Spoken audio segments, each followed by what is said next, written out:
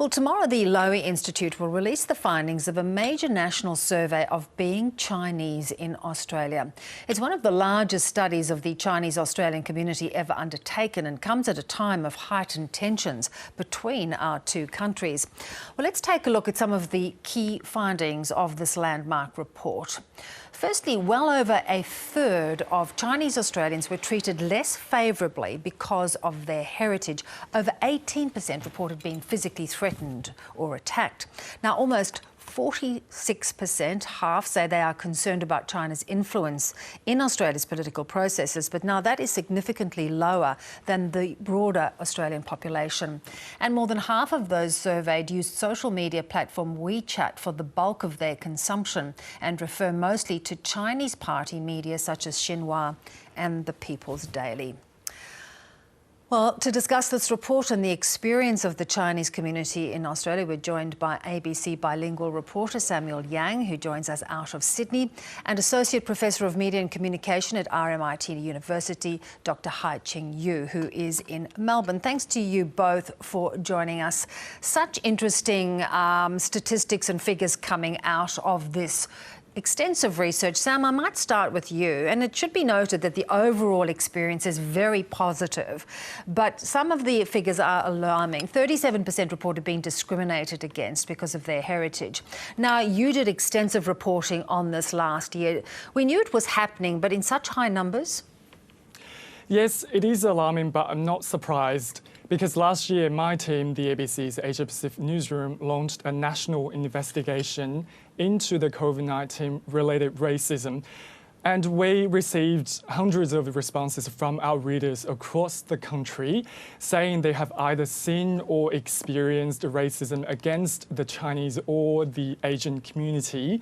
And also there was a survey late last year conducted by ANU, has also shown over 80% of the Asian Australians have experienced discrimination in 2020 alone. So the Lowy survey findings are consistent with what I found in my reporting and relevant researchers.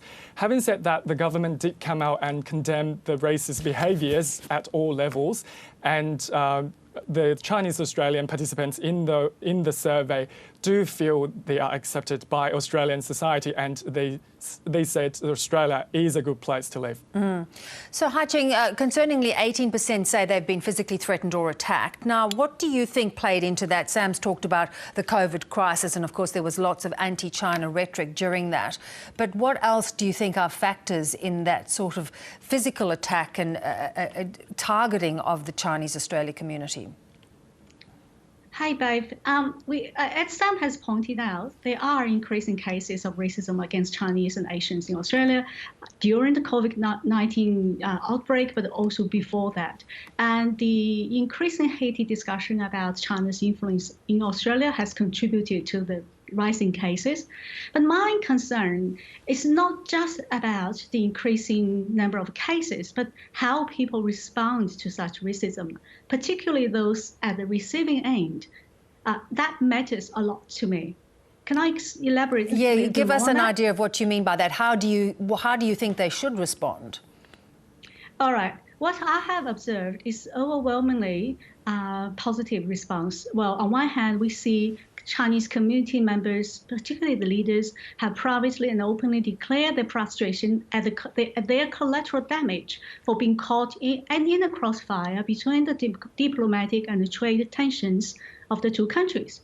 On the other hand, they have reached out to fellow Chinese Australians by procuring and donating masks last year and the personal protective equipment to hospitals, community organizations, essential services, etc. And most of these activities actually happened quietly behind the scene and coordinated via WeChat through various WeChat groups and WeChat public accounts. At the same time, they have tried to defend Australia and speak back at the Australian racism rhetoric of the Chinese government, particularly after China warned against Chinese tourists and students to come to Australia in mid-2020. They defended Australia as a safe destination for study, and also they provided first-hand evidence to Chinese parents who may have concerns about sending their children to study in Australia. So all of this effort have taken place despite media panic about Chinese influence in Australia, despite all the increasing number of cases of racism against Chinese and the Asian Australians. So what I see is the generosity and the kindness of Chinese Australians in face of anti-China and anti-Chinese racism. Yeah, I'll come back to that a little later. Sam, I'd also like to talk to you about this notion of foreign interference. Now, Beijing's heavy-handedness against Australia has been such a hot topic. Now, we saw in this survey 46% say they're concerned about China's influence. Now, that is far less than the 86% of the broader Australian population. What did you make of that? Well, it is concerning that, because I thought that figure would be higher given how much we have seen about Chinese influence in Australia's political system in the media coverage. And because of that, people from the community, when they consume those kind of news, it does cause give them a sense of urgency, and they feel that they should pay more attention to that problem. But overall, I think because it does show a divided opinion within the Chinese Australian community over that question. Let's come to you, Hai-Ching, about media consumption. Now, this is a very fascinating part of this survey that came out, that over really high numbers in terms of 84% of people who were surveyed got their information on Chinese language media from WeChat, and very high numbers, 64% getting their English news from WeChat. Now, that's a very high consumption through social media. Why do you think that's the primary source of information for Chinese Australians? I think this is a general trend nowadays, whether you speak to Chinese Australians or other migrant communities about the news consumption habit. The majority of people, particularly young people, have all shifted to online media, whether it's website or the social media platforms, although they may not use WeChat. For the Chinese case, I find this number, 84%, is very high, which is different from the surveys that Wang Yingsun and I conducted about, in 2018 and 2019. We did two large surveys among the first generation Chinese migrants from the PRC to Australia.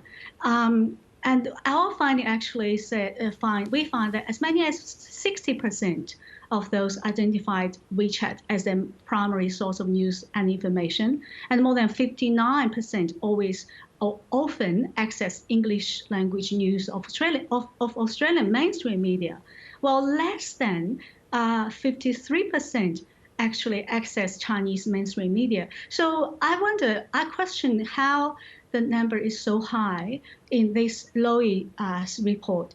I question the sampling bias in the survey because a Chinese person with Australian citizenship or permanent resident who has lived in Australia for over 20 years will have very different media consumption habits from another Chinese person who is a Chinese student or visitor who has lived in the country for a very limited period of time. A person with a high level of English proficiency will also have different media consumption practices from another person who cannot read English at all. Yeah. So, I don't know. So it's slightly different, but still very high numbers of consumption at a social media level as a primary source. And Sam, when we look at that, a lot of that is coming out of state-backed media like Xinhua and the People's Daily, which is a very biased view of the issues at play. Well, it is. It can be damaging for people entrusting the Australian government, because when people tuning into the social media or tuning into the state-run media platforms because they are highly censored platforms. So they have to follow the rules and laws of the Chinese government. So the government actually can control the narratives when people consume that kind of news, and they can be trapped in that kind of narratives, which can cause tensions between those two, between China and Australia. And Hai-Ching, you know, it is interesting because the survey also showed a strong loyalty to Australia and a strong love of Australia, but also a strong loyalty to China. Does that create a conflict on how they make decisions around who to believe when issues in play like political interference come to the fore? It's a very good question. Chinese Australians are capable of dealing with ambiguities, particularly when it comes to identity. They love China and Australia at the same time. They consume English language news as well as Chinese language news. I am actually quite puzzled by this finding of the Lowy Institute. 78% prefers Xinhua or China's People's Daily because it contradicts with our finding through our survey, because we found that most Mandarin-speaking respondents do not regularly access news and information directly from mainland Chinese media, particularly state media. Only 20% said they regularly access news from sources such as Xinhua and the People's Daily. You know, when you look at, it depends on what kind of cohort you're looking at. And it can be misleading when you look at Chinese language media. But what kind of Chinese media? Yeah, but I'd love to come back to a point that you made in summary to both of you, really.